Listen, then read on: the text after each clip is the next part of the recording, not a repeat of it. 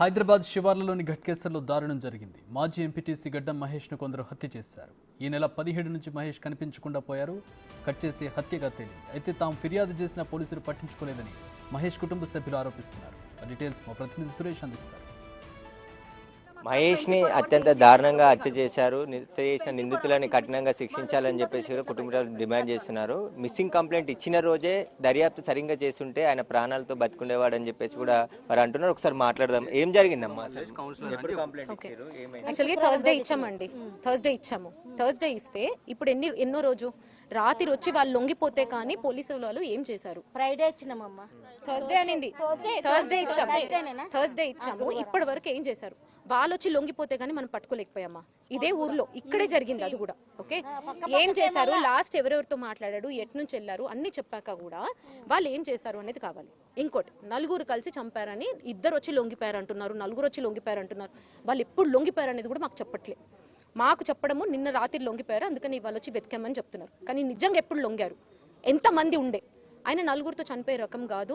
ఆయన ఊరంతా తెలుసు, ఊరంతా గుర్తుపడుతుంది. ఒక్క మనిషిని లేపెత్తేస్తే ఇంకంతే. అట్లాంటిది నలుగురే చంపాము అనడం తప్పు. వాళ్ళు చాలా మంది కలిసి ప్లాన్ చేసుకొని చంపారు. ఇక్కడ మల్లేష్ కౌన్సిలర్ అని ఉన్నాడు, కౌన్సిలర్ మీరు ఏమన్నా చేయండి నేను చూసుకుంటానని చెప్పకపోయి ఉంటే వాళ్ళకంత ధైర్యం రాదు. అండ్ ఆయన వచ్చేసి ఇప్పుడు ఎలక్షన్స్ లో మా మామ గెలిచే ఛాన్సెస్ చాలా ఉన్నాయి కాబట్టి ఆ భయానికే తీసుకెళ్ళి నమ్మించి తీసుకెళ్లారు ఆయన. ఎంతవరకు కరెక్ట్ ఇది? అది కూడా లావాదేవీలు ఉన్నాయి. గత కొద్ది రోజుల నుంచి గొడవలు జరిగినాయి అంటే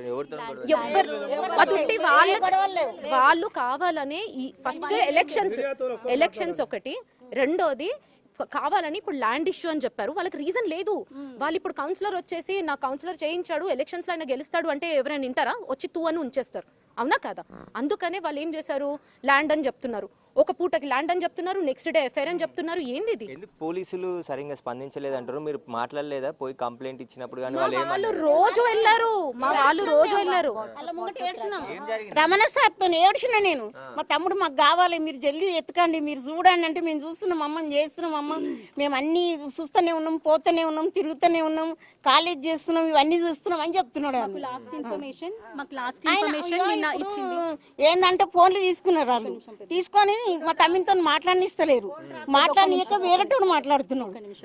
మాకు వాట్సాప్ నుంచి ఏం చెప్పినారంటే మొన్న రెగ్యులర్ గా మా అందరు ఫ్యామిలీస్ వస్తున్నారు, అందరు వస్తూ ఉంటే WhatsApp only wifi through connect అవుతుంది, ట్రాకింగ్ అవ్వలేకపోతుంది అని చెప్పి నిన్న మధ్యాహ్నం అందరు వెళ్ళి అక్కడే ఉంటే వాళ్ళు ఏమన్నా మీరు ఇక్కడ ఉంటే ఇది అవ్వదు, మీరు వెళ్ళిపోండి మేము చెప్తాం కదా. ఇప్పుడైతే లొకేషన్ మాకు పిరాజీ కూడా ఒకటి బేగంపేట్ శ్యామ్లాల్ దగ్గర అక్కడ చూపిస్తుంది లొకేషన్. మేము రేపు పొద్దున మిమ్మల్ని ఆ లొకేషన్ కి తీసుకెళ్తామని అందరినీ కన్విన్స్ చేసి నిన్న పంపించేసినారు. సో నైట్ అందరు వెళ్ళిపోయినారు. సో మాకు సడన్ గా పొద్దున ఏం చెప్తున్నారు ఆయన ఇక్కడే చనిపోయినాడంట. వీళ్ళు ఎందుకంత ట్రాకింగ్ చేయలేదు? 24 hours లో ట్రాకింగ్ ఇక్కడ ఎందుకు చేయలేరు? వాళ్ళు ఎక్కడో ఫోన్స్ తిప్పుతున్నారు, అది వీళ్ళకి తెలిసిన తర్వాత వీళ్ళు సైలెంట్ గా ఉన్నారు. ఇప్పుడు ప్రొటెక్షన్ కూడా అది ఎవరైతే చంపిపించినారో వాళ్ళ ఇంటి దగ్గరనే ప్రొటెక్షన్ ఇచ్చినారు, వాళ్ళ ఇంటి దగ్గర ప్రొటెక్షన్. కౌన్సిలర్ మల్లేష్ ఎవరో మేము ఇప్పుడు చూడలే. మా మామని చంపేంత అంత పగ ఎందుకు ఉందో నాకు ఇప్పుడు ఒకటి అర్థమైతే. ఎంపీటీసీ మెంబర్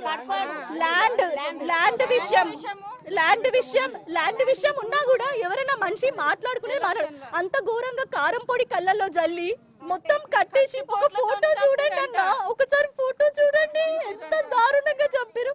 ఒక్క రోజు ఏ మనిషికి అన్యాయం చేయలేడన్న, ప్రతి ఒక్కళ్ళకి హెల్ప్ చేసి మా మామ. చూడండి అన్న ఫోటో చూడండి అన్న, ఇంత దారుణం.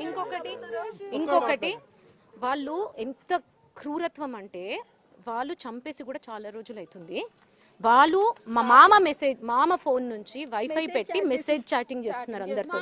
అంటే ఎక్కడో ఒక దగ్గర మాకు పోలీసులను అడగలేదా? పోలీసులనే ఫోన్ పని చేస్తుంది, ఎందుకు ట్రాక్ చేయలేకపోయారు? ఇవ్వం sir, that is a basic thing ఇస్తాం కదా. మేము అందరికీ తెలుసు, ఇప్పుడు చదువుకున్న వాళ్ళకి తెలుసు ఫోన్ ఆన్ అయితే ట్రాకింగ్ చేయొచ్చు అని. మేము ఎందుకు చెప్పకుండా ఉంటాము? అన్ని చెప్పాం, ఎవరెవరికి ఎప్పుడెప్పుడు మెసేజ్లు వచ్చాయి, ఎక్కడెక్కడ వచ్చాయి, ఎట్లెట్లు వచ్చాయి అని అన్ని చూపించాం. కానీ వాళ్ళది ఎంత ఏ కైండ్ ఆఫ్ సైకిక్ పీపుల్ అంటే వాళ్ళు చంపేశాక మెసేజ్లు అందరికి పంపించారు. మేము మా చెల్లి వాళ్ళందరూ మెసేజ్ చేస్తుంటే వాళ్ళకి మెసేజ్ చేస్తున్నారు, ఆయన మెసేజ్ చేస్తున్నట్టు. అది కూడా ఎంత వాళ్ళు అసలు మనుషులేనా?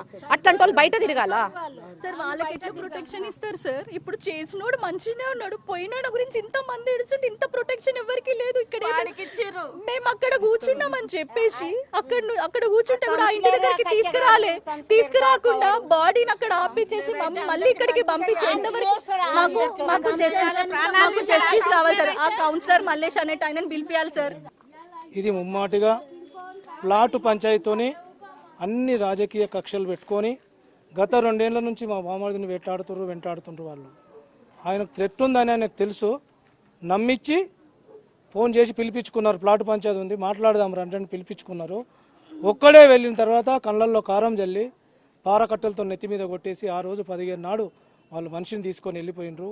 అక్కడి నుంచి ఫోన్లు 3 రోజులు మామూలు మెసేజ్లు నా బిడ్డలకు కూడా వచ్చినాయి. నా బిడ్డ కంప్లైంట్ ఇచ్చారు, అనుమానితుల పేర్లు చెప్పినప్పుడు పోలీసులు ఏం చెప్పారు మరి? మేము అనుమానితులను ఇవ్వలేదు, మిస్సింగ్ మా వ్యక్తి మిస్సింగ్ అని నా చిన్న బామ్మ.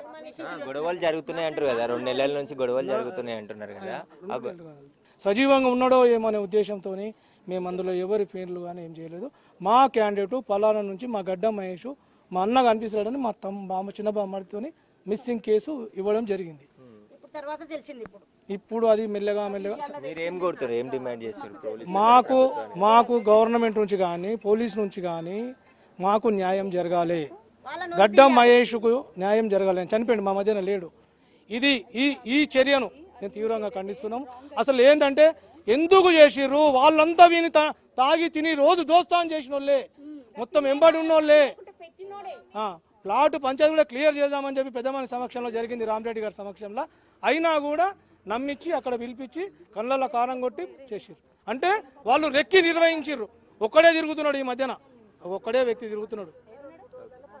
నలుగురే కాదు, ఇంకా చాలా మంది నిందితులు ఉన్నారు ఈ కేసులో. వారిని కూడా అరెస్ట్ చేయాలి. కొంతమంది నమ్మించి పిలిపించి అక్కడికి కారం చల్లి ఆ తర్వాత కట్టెలతో కొట్టి అతి దారుణంగా హత్య చేశారు. హత్య చేసిన తర్వాత గడ్డం మహేష్ ఫోన్ని వివిధ ప్రాంతాల్లో తిప్పుతున్నప్పటికీ కూడా పోలీసులు ఇన్వెస్టిగేషన్లో నిర్లక్ష్యం చేశారని చెప్పేసి కూడా కుటుంబ సభ్యులు ఆరోపిస్తున్నారు. ఎవరైతే హత్యకు ఉన్నటువంటి ప్రధాన వ్యక్తిని కూడా అరెస్ట్ చేయాలని చెప్పేసి కూడా వాళ్ళు డిమాండ్ చేస్తున్నారు.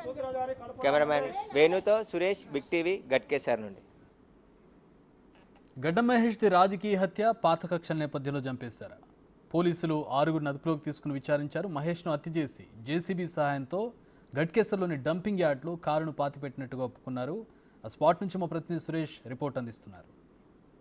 మాజీ ఎంపీటీసీ మహేష్కు చెందిన ఇదే రియల్ ఎస్టేట్ ఆఫీస్గా చెప్తూ ఇక్కడికి మొన్న 17వ తారీఖు రాత్రి ఇక్కడికి పిలిపించి అతనితో మాట్లాడదామని చెప్పేసి ఇదే ఆఫీస్కి వచ్చి ఇక్కడే అతన్ని హతమార్చడం జరిగింది. ముందు కళ్ళల్లో కారం చల్లి ఆ తర్వాత కట్టెలతో తలపై బాధి హత్య చేసి ఇక్కడ నుంచి కారులో డంపింగ్ యార్డ్కి తీసుకెళ్లి అక్కడ శవాన్ని పూడ్చిపెట్టడం జరిగింది. ముందుగానే ప్రీ ప్లాన్గా మహేష్ని హత్య చేయాలనే ఉద్దేశంతోనే ఇక్కడికి పిలిపించి అతని కారులోనే ఇక్కడికి రావడం జరిగింది. ఇది మహేష్కి సంబంధించిన ప్లాటే. ఈ ప్లాట్కి సంబంధించే ఆయన ఇక్కడే కూర్చోవడానికి ఒక రూమ్ ఏర్పాటు చేసుకోవడం జరిగింది.